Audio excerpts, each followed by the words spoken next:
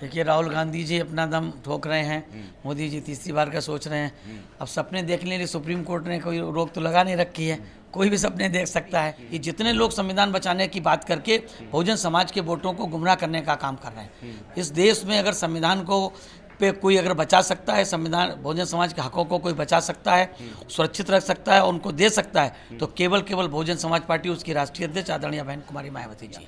इस देश में ईवीएम के खिलाफ सबसे पहली प्रेस कॉन्फ्रेंस करने वाली बहुजन समाज पार्टी की राष्ट्रीय अध्यक्ष आदरणीय बहन कुमारी मायावती जी थी। इसलिए बहुजन समाज पार्टी ही इस देश में सबसे बड़ी लड़ाई ईवीएम के खिलाफ लड़ रही है। वो चाहती है कि यहाँ पर बैलेट से चुनाव हो। ये सिंबॉलिक चीज़ें देख करके बहुजन समाज को ठगने का काम किया।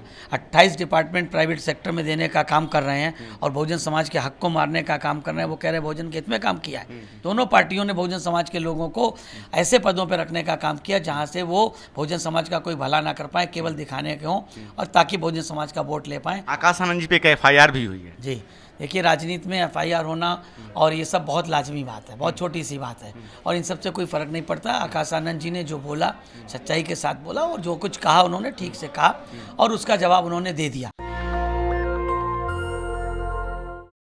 नमस्कार, आप देख रहे हैं नेशनल दस्तक और आज हमारे साथ हैं, बात करने के लिए मौजूद हैं हमारे साथ बीएसपी के प्रदेश प्रभारी दिल्ली के और पूर्व राज्यसभा सांसद भी रह चुके हैं। सर, 2 चरण का मतदान हो चुका है और यूपी में आप 80 सीटों पे चुनाव लड़ रहे हैं और दिल्ली में भी 7 सीटों पे। तो सर, चुनाव जीतने के बाद सर क्या एजेंडा, किसके साथ जाएंगे आप? देखिए, न सिर्फ हम उत्तर प्रदेश में सब सीटों पर लड़ रहे हैं और दिल्ली में, बल्कि देश में सबसे ज़्यादा सीटों पर बहुजन समाज पार्टी पूरी तैयारी के साथ अकेले अपने दम पे लड़ने का काम कर रही है। जहाँ तक पोस्ट पोल अलायंस की रही है, तो बहुजन समाज पार्टी के राष्ट्रीय अध्यक्ष आदरणीय बहन जी ने हमेशा ही कहा कि हम प्री पोल में विश्वास नहीं करते हैं। जहाँ पर बहुजन समाज का हित होगा, Bahujan Samaj party post poll alliance उस समय करेगी। उस समय के हालात परिस्थितियों को देख करके बहुजन समाज के हित को ध्यान में रख के वो निर्णय लेने का काम करेगी। सर, जनता में ये बात भी उठती रहती है कि बसपा एक ऐसी पार्टी बन गई है जो चुनावों के समय एक्टिवेट होती है। यही तो एक गलतफहमी है इस देश की, पूरी मीडिया को गलतफहमी है, सभी राजनीतिक पार्टियों को। बहुजन समाज पार्टी एकमात्र ऐसी पार्टी है जो साल में 365 दिन और पूरे टाइम काम करती है। वो दिखाने में भरोसा नहीं करती है। वो अपनी छोटी छोटी मीटिंगों के माध्यम से, कैडर कैंप के माध्यम से पूरे देश में उनके कैडर कैंप चलते रहते हैं। लोगों को जोड़ने का काम किया जाता है, क्योंकि हमारे पास संसाधन उतने नहीं हैं जो मीडिया को और उनको सबको प्रचार प्रसार में बढ़ाने का काम करें। इसलिए वो कैडर कैंप के माध्यम, जो फार्मूला मानवर साहब ने, बहन जी ने हम लोगों को सिखाया, उसके माध्यम से हम लोग पूरे देश में छोटी छोटी मीटिंग के माध्यम से लोगों को जोड़ने का काम करते हैं। सर, चुनाव में मोदी जी का 10 साल हो चुका है, 2 कार्यकाल उन्होंने पूरे कर लिए हैं और हैट्रिक मारने के लिए वो अपना दम लगा रहे हैं। वहीं दूसरी तरफ जो है इंडिया गठबंधन जो है अपना दम ठोक रहा है राहुल गांधी के नेतृत्व में।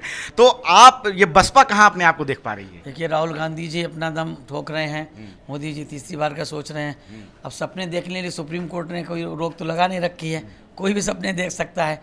बहुजन समाज पार्टी पूरे देश में अकेले अपने दम पे, मैंने आपने कहा कि अपनी पूरी तैयारी के साथ चुनाव लड़ रही है। बहुजन समाज पार्टी बड़ी ताकत के साथ इस बार उत्तर प्रदेश सहित तमाम प्रदेशों में जीत करके आएगी और उसके बाद जो सत्ता की चाबी होगी वो बहुजन समाज की पार्टी के हाथ में होगी। सर, पिछले 10 सालों में मनुवादियों ने जिस तरह से संविधान पे हमला बोला है और संविधान की धज्जियां उड़ाई है, तो कल को अगर सत्ता में जाने की बारी हुई तब क्या करेंगे? क्या उनके साथ जाएंगे? 10 साल में नहीं, आपको मैं करेक्ट कर दूं, इस देश में संविधान पे हमला तो बहुत बार किया गया है।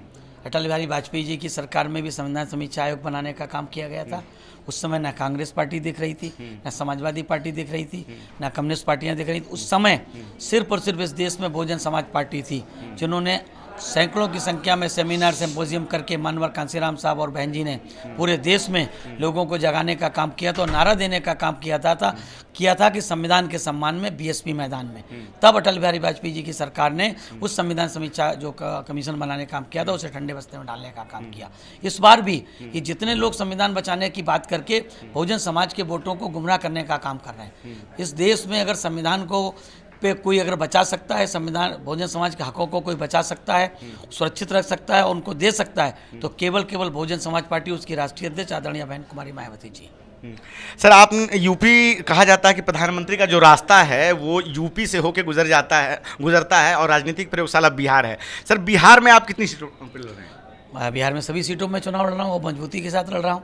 बिहार में इस बार बहुजन समाज पार्टी न सिर्फ जीतेगी बल्कि अच्छी संख्या में जीतने का काम करेगी।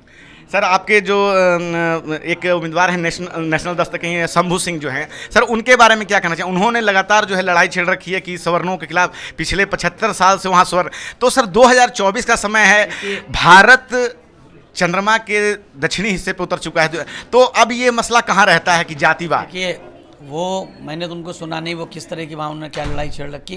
बहुजन समाज पार्टी ने उनको प्रत्याशी बनाया है और बहुजन समाज पार्टी ये अपेक्षा करती है हमेशा हर प्रत्याशी से कि जब वो प्रत्याशी बहुजन समाज पार्टी का बने तो बहुजन समाज पार्टी की नीतियों पे, बहुजन समाज पार्टी की विचारधारा पे और बहुजन समाज पार्टी निर्देशों पे अपने चुनाव को लड़ने का काम करे।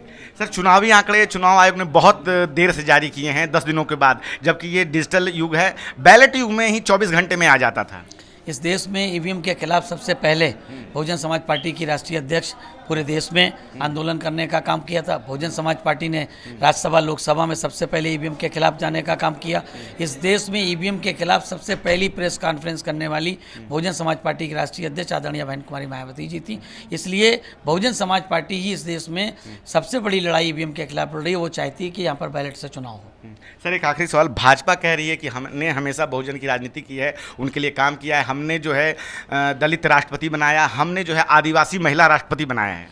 देखिए, बहुत पहले अटल बिहारी वाजपेयी जी ने, और जिसका जवाब मानवर साहब ने पार्लियामेंट में दिया था, अटल बिहारी वाजपेयी जी चाहते थे कि मानवर कांसीराम साहब राष्ट्रपति बन जाएं, लेकिन उन्होंने कहा था मुझे रबर स्टाम्प नहीं बनना। ये सिंबॉलिक चीज़ें देख करके बहुजन समाज को ठगने का काम किया। 28 डिपार्टमेंट प्राइवेट सेक्टर में देने का काम कर रहे हैं और बहुजन समाज के हक को मारने का काम कर रहे हैं। वो कह रहे हैं बहुजन के हित में काम किया है। उन्होंने बाकायदा अपने जो बजट पेश किया तो उसमें 28 विभाग को प्राइवेट सेक्टर में बेचने की तैयारी करने का काम किया है। वो बहुजन समाज के हित की बात क्या करेंगे? वो सब केवल दिखावा करने का काम करते हैं। बहुजन समाज के लोगों को उन पदों पे, जो पद जिन पदों में कोई ताकत नहीं होती, जिन पदों से कुछ नहीं करते, उन पदों पे देकर के केवल बहुजन समाज के लोगों को गुमराह करने का काम करती है। चाहे बीजेपी हो चाहे कांग्रेस पार्टी हो, दोनों पार्टियों ने बहुजन समाज के लोगों को ऐसे पदों पर रखने का काम किया जहाँ से वो बहुजन समाज का कोई भला ना कर पाए, केवल दिखाने के हों और ताकि बहुजन समाज का वोट ले पाएँ। लेकिन आज बहुजन समाज जाग चुका है और पूरे देश में जाग चुका है। वो बहुजन समाज पार्टी के राष्ट्रीय अध्यक्ष परम आदरणीय बहन जी के नेतृत्व में, बहुजन समाज पार्टी के नेशनल कोऑर्डिनेटर श्री आकाश साहब जी के नेतृत्व में युवा पूरी ताकत के साथ जुड़ रहे हैं और बहुजन समाज पार्टी इस बार बहुत बदले हुए फ्लेवर में है और बड़े पैमाने पर जीत करके आएगी। आकाश आनंद जी पे एक FIR भी हुई है। जी, देखिए, राजनीति में FIR होना और ये सब बहुत लाजमी बात है, बहुत छोटी सी बात है और इन सब से कोई फ़र्क नहीं पड़ता। आकाश आनंद जी ने जो बोला सच्चाई के साथ बोला और जो कुछ कहा उन्होंने ठीक से कहा और उसका जवाब उन्होंने दे दिया, तो इस पर कुछ ज़्यादा कहना कोई बहुत ज़रूरी नहीं है।